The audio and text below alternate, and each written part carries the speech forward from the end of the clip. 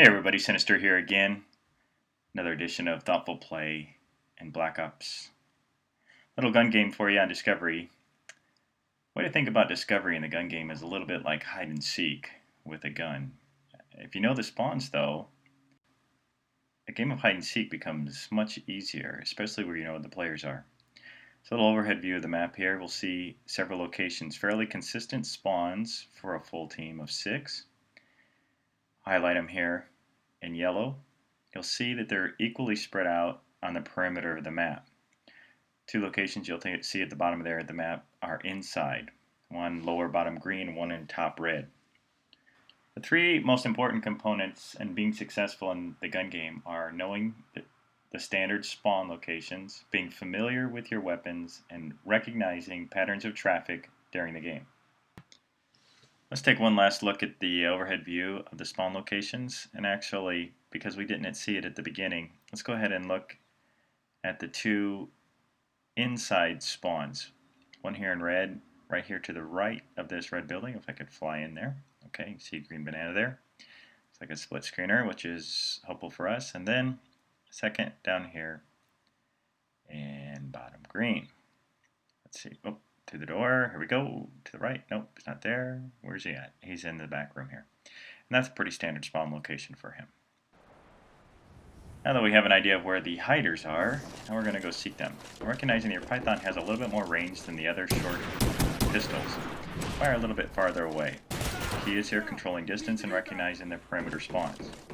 Good spawn here inside. Movement, double, we have to get close to close the range. Shotgun. Those looked onto me. Maybe a little off range. Get shot from behind. Now while you're playing, it's so critical to recognize how the players move. Typically players move in similar patterns. That player moving right up the middle from the outside perimeter spawn. That one down from the top. Another one coming down from the top. Recognizing this will come into play later. A lot of the movement in this game seems to be centered around that middle road. Now with shotguns, you really have to control the distance. Little patrol here, recognizing that someone's going to come from the top of that building. Don't know. Movement in this game prevents a lot of hit damage, so perhaps his movement from the bridge protected him from shotgun blast.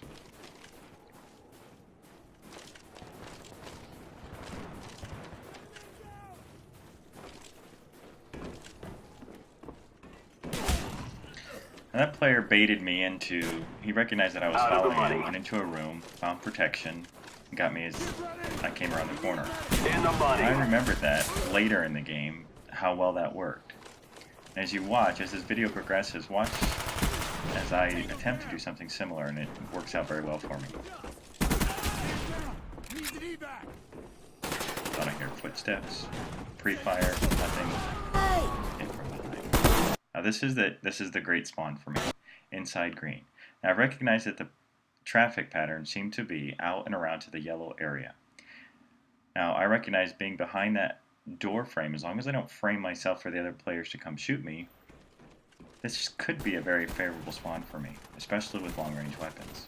So I recognize the pattern of traffic come right to that door, edge myself, using the door as edges, reloading behind cover, letting them enter, controlling the engagement, so critical. Machine gun, M60,